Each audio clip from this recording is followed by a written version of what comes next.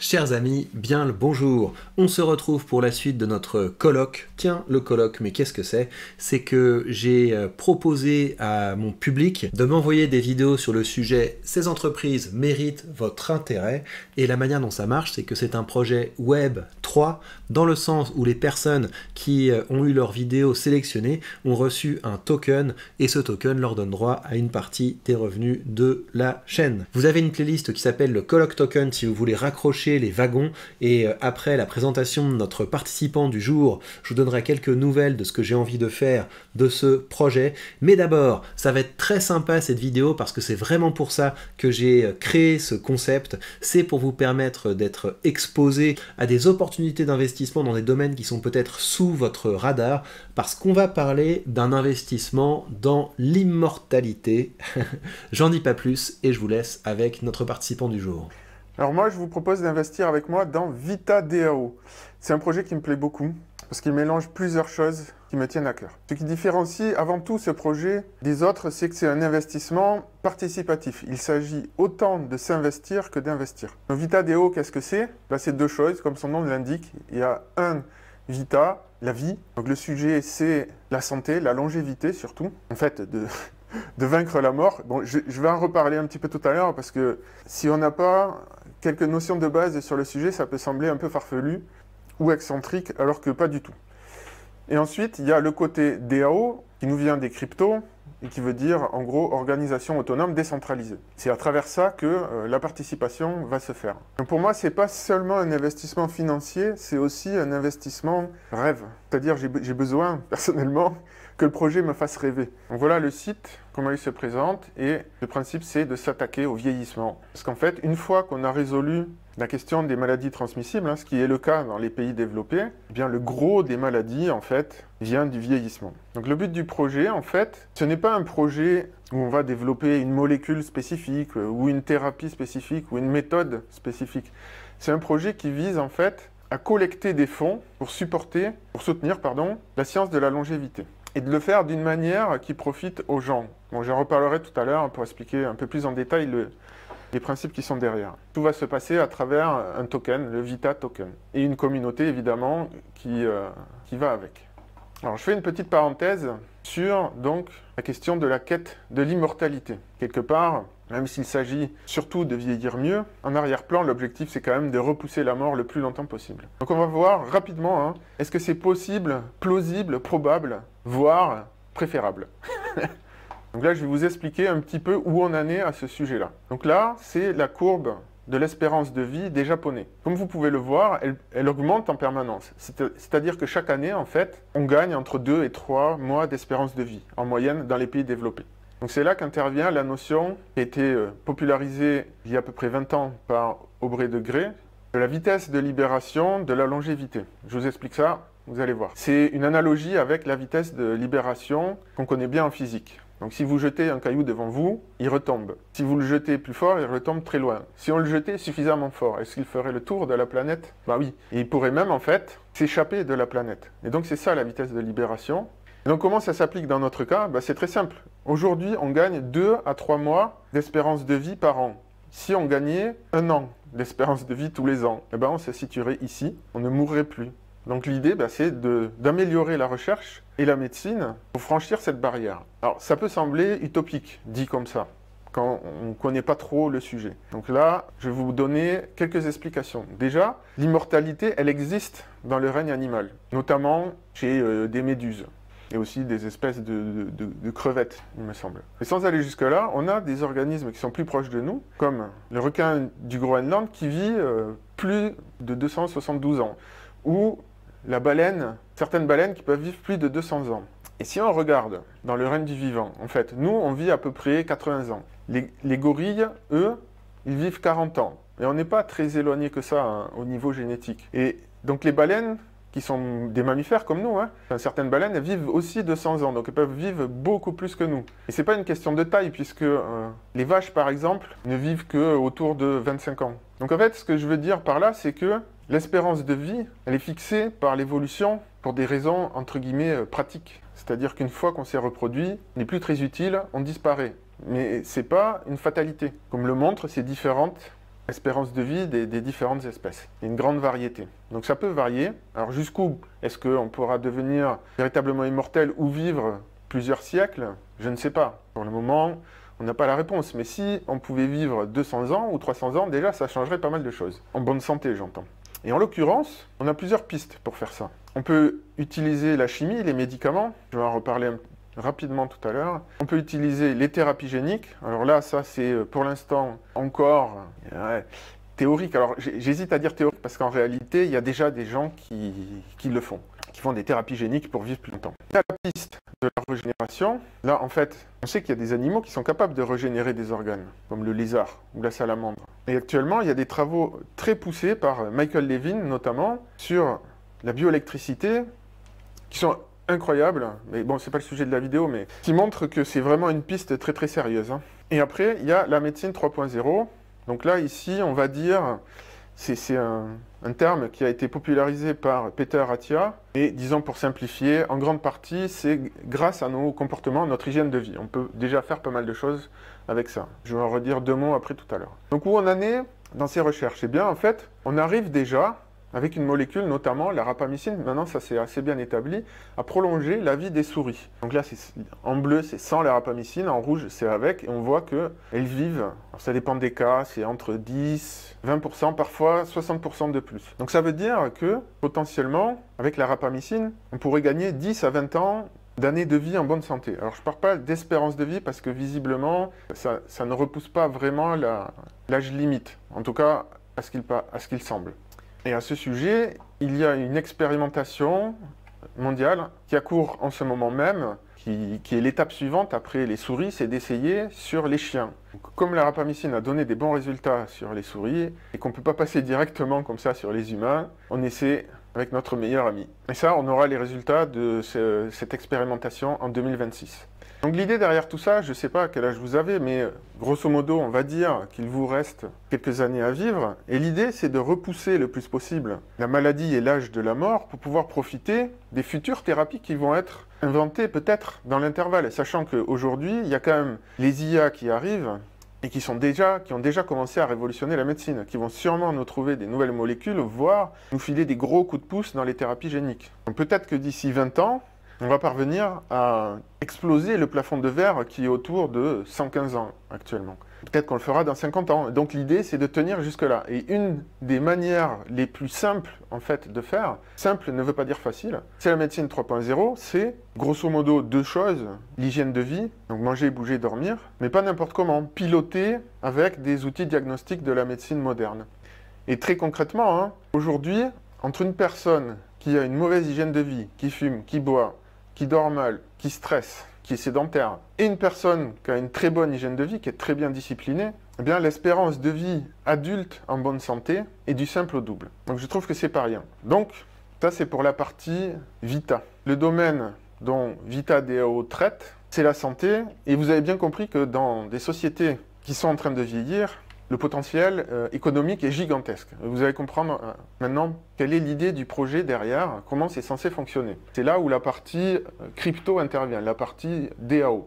Donc c'est un projet qui a été initié par des chercheurs qui font partie du domaine de la santé et qui ont fait le constat qu'il y a un problème de financement dans la recherche actuellement, notamment dans le biomédical. Et si vous regardez sur Wikipédia, la crise de reproductibilité, vous verrez que la science en général est en crise actuellement et que ça touche particulièrement le domaine du biomédical. Donc là, ce qu'ils proposent, et Vita DAO a été un précurseur dans ce domaine, c'est ce qu'ils appellent la science décentralisée. L'idée est assez simple au fond, on crée un token, le Vita, que les gens achètent, qui sert à financer des recherches scientifiques dans le domaine de la longévité, donc bien évidemment, en échange de la propriété intellectuelle, qui devient un ETF, pardon, un NFT, Non-Fungible Token, je suis un peu dyslexique sur les bords, donc c'est un droit de propriété en fait, qui est garanti par la blockchain, qui permet du coup de gagner de l'argent et donc de réinvestir l'argent gagné sous forme de tokens dans d'autres projets, de récupérer d'autres propriétés intellectuelles, et l'idée c'est d'enclencher un cercle vertueux. Et donc de répondre en fait à la mauvaise allocation du capital dans le domaine de la recherche. Et là, quand on crée un token, je ne vais pas rentrer trop dans la technique, mais grosso modo, on doit proposer un white paper qui décrit le fonctionnement du token. Et c'est ça qui fait que les gens le lisent et puis ils décident d'investir ou pas dedans. Et en fait, dans ce white paper, ils expliquent la problématique de l'investissement. Voilà, notamment ici, bon, on ne va pas tout lire évidemment, mais notamment une grande partie du financement de ces travaux académiques provient de subventions ou de capitaux publics, mais les entreprises pharmaceutiques les privatisent ensuite, de sorte que le public en retire peu de bénéfices de la recherche qu'il a lui-même financée. Autre passage révélateur, sur les 30 médicaments les plus vendus dans le monde en 2000, seuls 5 provenaient des universités. Et les 25 restants ont été développés par de grands groupes pharmaceutiques. Cependant, en 2018, plus de la moitié des 30 premiers médicaments provenaient de milieux universitaires. Donc voilà. Et ça, c'est un des nombreux problèmes qu'il y a dans la recherche actuellement, puisqu'il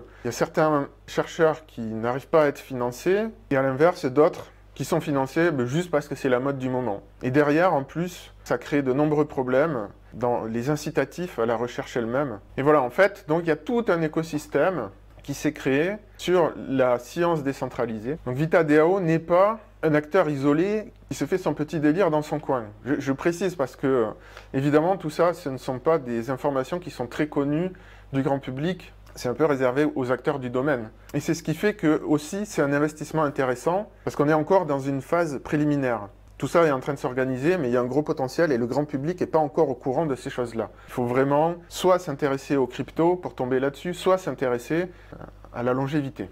Donc bon, il se trouve que je m'intéresse beaucoup aux deux domaines, donc vous avez la chance, je vous en fais profiter. Maintenant, on va regarder un petit peu plus les finances qui sont derrière ce projet. Alors, je précise tout de suite que je ne me considère pas comme un investisseur averti, je n'ai pas de compétences en analyse financière, on ne va pas aller lire de bilan comptable, donc ça va être assez rudimentaire. Je vais utiliser des heuristiques classiques, de voir un peu si d'autres personnes plus compétentes que moi ont investi dans ce projet.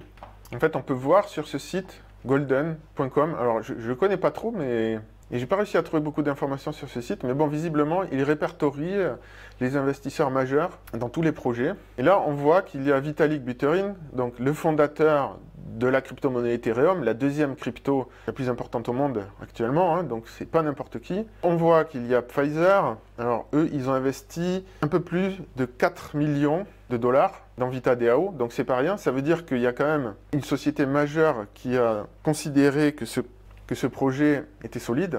Il y a aussi Balaji Srinivasan, qui est un entrepreneur très connu dans le milieu des cryptos. Et on a aussi Gnosis, qui est un gros acteur des cryptos.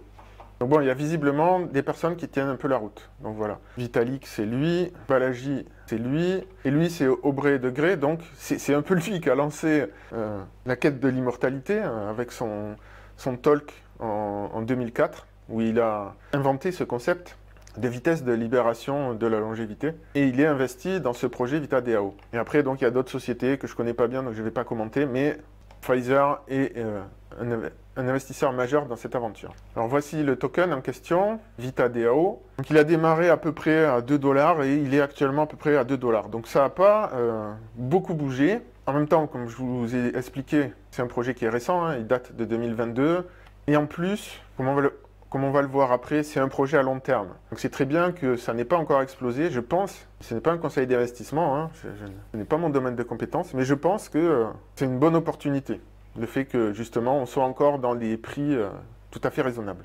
Bon, mais maintenant, qui sont les gens qui sont derrière VitaDAO? C'est quoi cette fameuse communauté, la partie DAO? Alors déjà, il y a des chercheurs. On les voit sur leur site, hein, il y a des universités qui sont partenaires, et il y a une poignée de scientifiques qui sont mis en avant. Alors je suis allé regarder ce que valaient ces scientifiques. Alors évidemment, je ne peux pas juger de leurs compétences. Par contre, on a un critère qui est pas mal, c'est le H-index, c'est-à-dire c'est une mesure agrégée de la qualité de leur publication. Et quand on est au-dessus de 10, on est dans des chercheurs solides. Là, vous voyez, on a des chercheurs qui sont à 61, 46, 76. Bon, voilà, en gros, ça va, quoi. Hein. Mais c'est pas tout. Cette communauté, donc, il y a ces chercheurs qui sont au centre, mais il y a aussi un Discord auquel on peut participer. Bon, je vous le montre. Là, actuellement, on a 540 personnes en ligne. Donc, je n'ai pas le nombre total d'inscrits sur ce serveur, mais bon, visiblement, 540 en ligne, il y a du monde. Et il y a pas mal de sujets qui sont en cours. Donc, il y a certains projets qui sont soumis pour obtenir des financements, qui sont discutés ici en amont. En gros, pour savoir si ça vaut le coup de se pencher un peu plus dessus ou pas. Et après, dans une deuxième phase, c'est les possesseurs de jetons qui peuvent voter. Et là, ici, il y a une initiative que j'ai trouvée pas mal, qui consiste à créer des mèmes pour faire connaître leur initiative, pour faire connaître VitaDAO, ou d'autres projets qui sont soutenus par VitaDAO. Donc voilà, on retrouve un peu les mêmes classiques sur Internet. Et ici, on voit Balaji et Brian Johnson. Quand je vous disais tout à l'heure que certaines personnes tentent déjà des thérapies géniques, bon, c'est interdit aux États-Unis, mais ça se fait ailleurs. En fait, il y a tout un milieu dans les cryptos, mais aussi chez les personnes très riches, qui s'intéressent beaucoup à tous ces sujets-là. Bon, lui, en fait, Brian Johnson, c'est un leader dans la quête de l'immortalité, et il a investi tout son argent là-dedans, et il est son propre cobaye. En fait, lui, il a testé très récemment une thérapie génique qui a l'air de fonctionner. Bon, quand je vous disais que VitaDAO, c'est un investissement participatif, eh ben c'est ça, on rentre dans un monde, dans une communauté, et c'est pas juste je mets des sous et j'attends des dividendes. L'idée, c'est de participer au choix des projets, mais c'est aussi de participer à cette communauté de gens qui veulent repousser la mort. Et là, on est vraiment au cœur du cœur de tous ceux qui sont investis dans ce domaine, dans le monde. Alors après, comment ça se passe? Une fois qu'on a obtenu des tokens, on vient ici sur une page où on va pouvoir voter. Alors là, en ce moment, il n'y a pas de vote qui soit en cours, donc je ne peux pas vous montrer comment je vote. Et voilà, il y a des projets qui sont soumis, et bien vous voyez, bon, celui-ci, que moi j'avais trouvé intéressant, bien, il a été refusé. Alors là, il s'agissait de rajeunir les mitochondries, et a priori, c'est un des chemins possibles pour repousser la mort. Mais bon, visiblement, ce projet n'a pas convaincu. Bon, il y en a d'autres qui ont été acceptés. Bon, celui-ci, c'est une revue de presse de tout ce qui concerne la longévité, a été accepté quasiment à 100%, voilà, etc., etc. Alors évidemment, on peut s'abstenir, mais parfois, ça peut être assez technique quand même. Je ne vais pas vous le cacher. Alors après, les jetons qu'on a achetés nous ouvrent à des droits de vote, mais ils peuvent aussi être investis dans certains projets qui nous tiennent particulièrement à cœur. Mais quand ils sont investis, ils sont juste bloqués.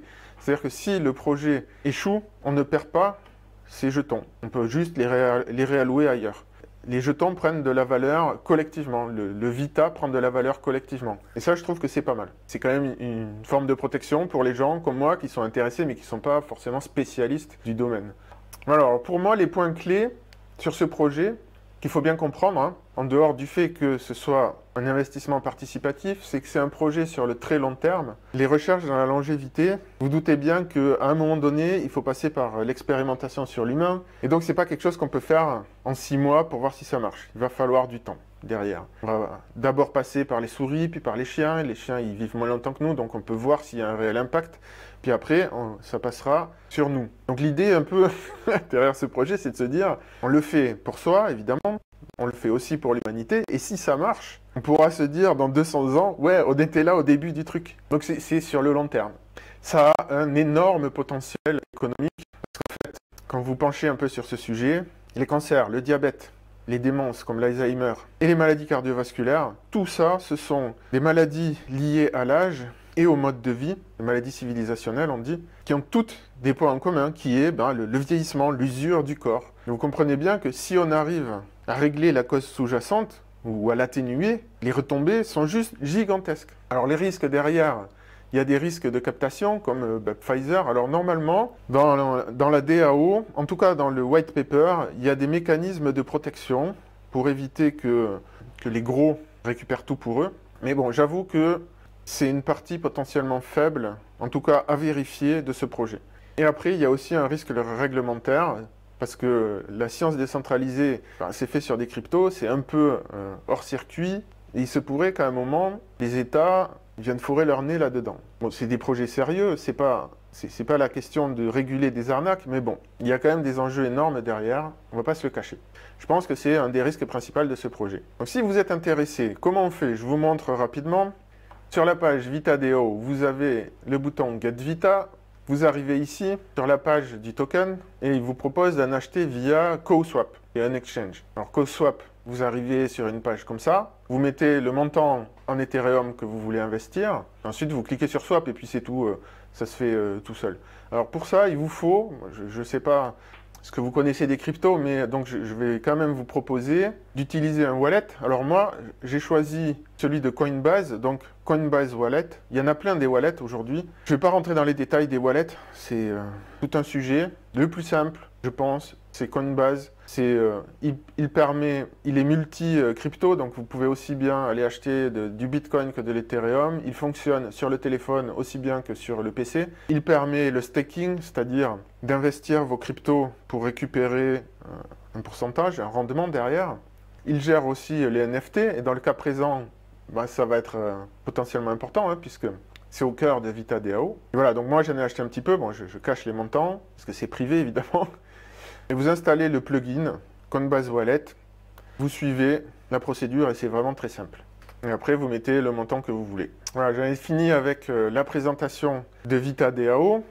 Je vous invite à découvrir aussi ma chaîne, Johan Auriel, Technosophie, où je parle beaucoup des nouvelles technologies en général et de l'évolution de la société, notamment à cause de l'arrivée des IA, mais aussi des cryptos, qui vont changer beaucoup de choses. Je pense qu'on est dans un bouleversement anthropologique de grande ampleur que j'ai appelé l'humanité 3.0.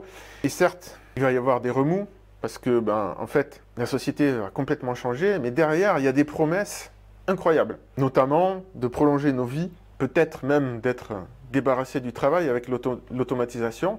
Donc moi, je pousse sur ma chaîne un projet perso, un side project, où je vous apprends à éduquer votre propre IA pour qu'elle vous éduque à son tour. L'idée, c'est que les IA vont devenir nos tuteurs, elles savent tout sur tout, et pour l'instant, leur défaut, en fait, c'est qu'elles ne nous connaissent pas nous. Elles donnent des conseils génériques. Donc l'idée, c'est, grâce aux outils open source, des tonnes d'outils géniaux qui avancent très très vite, eh bien, c'est de profiter de ça pour s'éduquer soi-même dans tous les domaines qui nous intéressent. Et notamment, en tout cas à titre personnel, dans le domaine de la longévité. Donc rester en bonne santé, grâce à ce qui est le plus accessible aujourd'hui pour nous, pour tous, hein, pour tout le monde, c'est la médecine 3.0. Donc changer ses habitudes de vie, c'est tout un art qu'on peut développer aujourd'hui parce qu'il y a beaucoup de recherches scientifiques sur ce sujet. Donc là, pour tous ceux qui s'en donnent un peu la peine, devenir centenaire, et quand je dis centenaire, c'est en bonne santé, c'est vraiment accessible. Et si d'ici là, on a la chance en plus d'avoir une ou deux molécules ou une ou deux thérapies géniques, eh ben qui sait. Donc voilà, je vous invite à participer à la fois à VitaDAO et à ma chaîne. Comme d'habitude, vous avez sous cette vidéo les liens qui m'ont été confiés par le participant, notamment si vous voulez suivre son activité sur YouTube.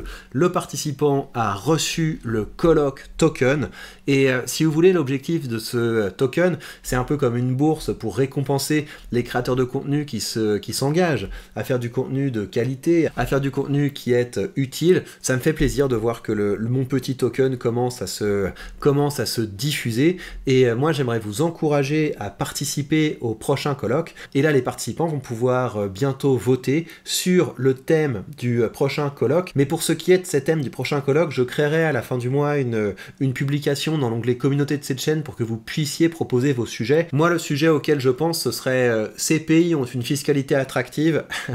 Mais voilà, vous pouvez imaginer plein de choses. Soyez libre de réfléchir au sujet des prochains colloques. Et ce qui se passera, c'est que je ne serai plus le seul à choisir ce sujet. Chaque personne qui a un token pourra participer au vote et aura le même nombre de voix que moi, mais évidemment au fur et à mesure les personnes qui auront participé à plusieurs colloques auront de plus en plus de poids, et on votera également sur des questions du type est-ce qu'on veut que le colloque ait lieu tous les trimestres, tous les semestres, une fois par an, une fois tous les 8 mois, enfin voilà, tout ça on pourra en discuter.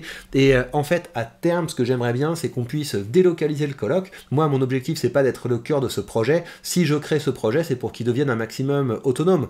Donc si certaines personnes ont des chaînes YouTube qui marchent déjà, ou si certaines personnes vont voir leur chaîne YouTube grandir avec ce projet, ben moi je serais très content qu'au bout d'un moment on puisse organiser ce colloque sur d'autres chaînes. Donc vous le voyez, ça peut être un projet qui est très sympa. Mais donc la première étape pour vous investir dans ce projet, ce sera de me proposer des sujets de colloque pour le prochain colloque qu'on organisera, et ensuite de m'envoyer une proposition de vidéo sur ce sujet, et si vous êtes sélectionné, vous pourrez rejoindre le projet. Vous voyez qu'il y a une supply maximale de 10 000 tokens, et je pense que d'ici à ce qu'on distribue le 10 millième, eh ben, on aura une véritable organisation avec un véritable budget qui nous permettra de mettre beaucoup de ressources au service de l'éducation financière et au service de l'entrepreneuriat. Encore une fois, vous êtes les bienvenus si vous voulez rejoindre le projet. La sélection ne se fait pas sur l'argent, c'est une sélection cognitive. Vous devez offrir une preuve de travail cognitive en vous investissant dans le projet. Et bien voilà, chers amis, prenez bien soin de vous et on se retrouve très vite pour de prochaines news.